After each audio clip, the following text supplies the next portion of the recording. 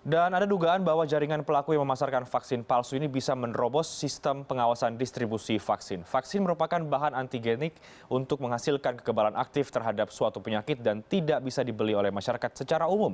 Peraturan pemerintah pun telah mencantumkan distribusi vaksin bersifat setengah tertutup. Secara umum, vaksin diproduksi dan didistribusikan oleh perusahaan resmi yang ditunjuk pemerintah. Vaksin kemudian disebar ke rumah sakit dan rumah vaksin oleh kurir dengan standar pengemasan yang sudah ditentukan.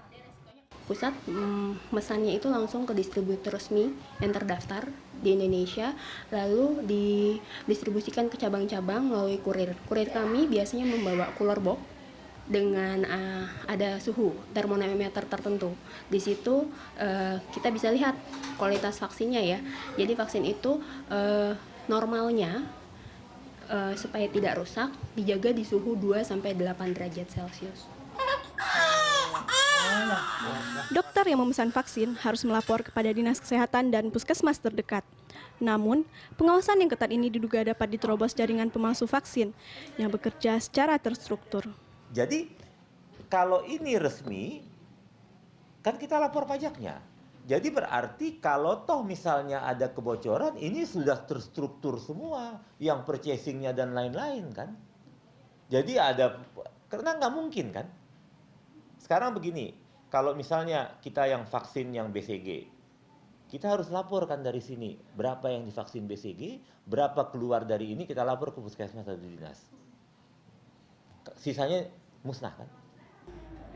Tersebarnya vaksin palsu ini merusakkan masyarakat, terutama yang memiliki anak balita. Pastinya ngeri banget ya, apalagi kita kan anak bayi gini kan perawatannya harus yang benar-benar bagus ya.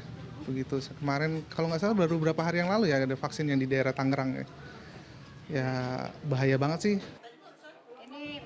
Meski belum ada laporan efek negatif vaksin palsu, anak tetap dirugikan karena tidak mendapat manfaat kekebalan tubuh yang seharusnya didapat dari vaksin. Mardotila, Jakarta. Pemalsuan vaksin yang sudah berlangsung sejak tahun 2003 membuat peneliti vaksin di Avian Influenza Research Center Universitas Airlangga khawatir penyebabnya kandungan dalam formulasi vaksin palsu dinilai bisa membahayakan perkembangan anak-anak. Peredaran vaksin palsu dinilai telah melanggar standar yang ditetapkan Organisasi Kesehatan Dunia WHO. Karena dipalsukan, vaksin tidak bisa menimbulkan respon antibodi. Ketika ada infeksi, tubuh tidak bisa bertahan. Nah, ini harus betul-betul menjadi perhatian semua pihak. Bukan hanya Depkes, bukan hanya BPOM atau polisi, tapi semua harus mengikuti. Saya melihat ini adalah kasus orang-orang terpelajar, mulai dari pembuatan sampai pada distribusi di tingkat bawah.